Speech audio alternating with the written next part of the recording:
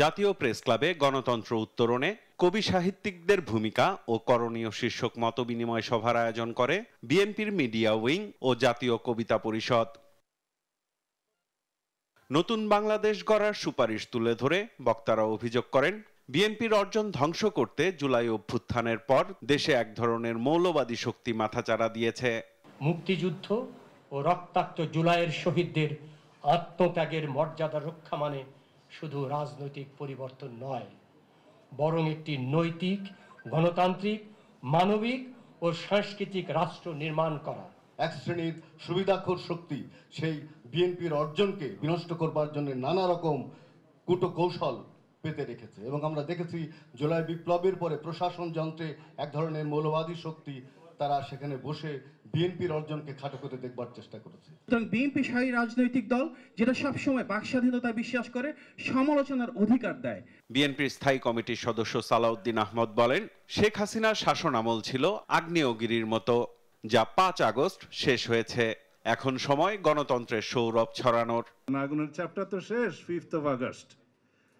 এখন আপনারা বয়ান দিবেন ফুলের সৌরভ, গণতন্ত্রের সৌরভ, মানুষের অধিকারের সৌরভ যেন আমরা সারা দেশে ছড়িয়ে দিতে পারি। দেশ যেন চরমপন্থী ও মৌলবাদীদের অভয়ারণ্যে পরিণত না হয়, তা বিএনপির অন্যতম লক্ষ্য জানান সভার প্রধান অতিথি বিএনপির ভারপ্রাপ্ত চেয়ারম্যান তারেক রহমান।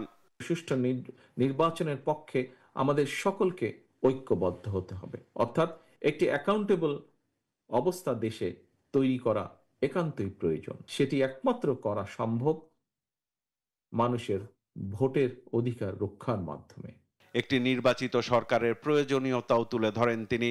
যে স্বৈরাচারকে বাংলাদেশের মানুষ কিছুদিন আগে বিতাড়িত করেছে, সেই স্বৈরাচারের পুনঃজাগরণ প্রতিহত করতে আমরা প্রতিজ্ঞাবদ্ধ আপনাদেরই মতন। এই দেশকে কোনো চরমপন্থা বা মৌলবাদের অভয়ারণ্য যেন কোনোদিন পরিণত হতে না পারে, সেটিও কিন্তু আমাদের প্রত্যাশা, সেটিও আমাদের লক্ষ্য।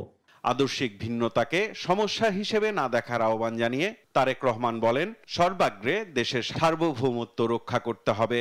একজন প্রকৃত বাংলাদেশী জাতীয়তাবাদে বিশ্বাসী মানুষের জীবনের শেষ দিনেও প্রথম ও শেষ বাংলাদেশী হওয়া উচিত তার বিশ্বাস এবং আদর্শের একমাত্র পরিচয়। সাইফুল রিপন, দেশ টিভি, ঢাকা।